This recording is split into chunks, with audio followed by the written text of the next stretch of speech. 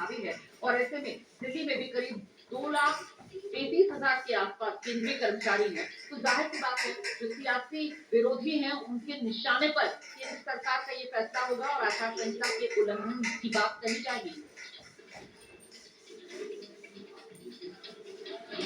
हाँ, लेकिन ये फैसला केंद्रीय कैबिनेट का फैसला जब लागू होता है तो वो किसी एक राज्य को ध्यान में रखकर फैसला नहीं किया जाता है। केवल दिल्ली उससे लाभान्वित नहीं होगी बल्कि देश के तमाम राज्य लाभान्वित होंगे। और दूसरा सबसे बड़ा जो इसमें अगर आप टर्म्स देखें तो क्योंकि कोई भी पे कमीशन 10 साल के लिए होता है तो इसका जो टर्म है वो 2026 का वित्तीय वर्ष है वहां समाप्त हो रहा है। तो आज तो ये लागू नहीं होगा, ये लागू होगा 2026-27 के जो वित्तीय वर्ष में उस समय ये लागू होगा। तो ये सीधे तौर पर ये नहीं कहा जा सकता कि ये दिल्ली को ध्यान में रखा, लेकिन हाँ ये जरूर है क्योंकि सवाल खड़े होंगे। दिल्ली में चुनाव चल रहा है और दिल्ली में 2 लाख से ज्यादा केंद्रीय कर्मचारी रहते हैं और खुद नई दिल्ली विधानसभा सीट जो कि जहां से खुद अरविंद केजरीवाल चुनाव लड़ रहे हैं वो सीट तो केंद्रीय कर्मचारियों से भरी हुई है। बहुत सारे केंद्रीय कर्मचारी उस विधानसभा क्षेत्र में रहते हैं तो उस पर भी एक सवाल खड़े हो सकते हैं। लेकिन ये जरूर है, ये एक बड़ा फैसला है, केंद्रीय कर्मचारियों के लिए बड़ा फैसला है क्योंकि अगर 8वां पे कमीशन लागू होता है 2026-27 के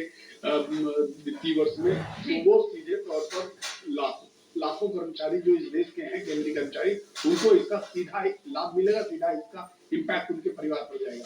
जी आपका नीरज पांडे, इसलिए हमने कहा कि केंद्रीय कर्मचारियों के लिए तो बड़ी खुशखबरी है, लेकिन चूंकि माहौल चुनावी है ऐसे में इस फैसले को लेकर जो केंद्रीय कैबिनेट की तरफ से लिया गया है सियासी विरोधियों के निशाने पर केंद्र सरकार को यकीनन लिया जाएगा। और आगे बढ़ते हैं।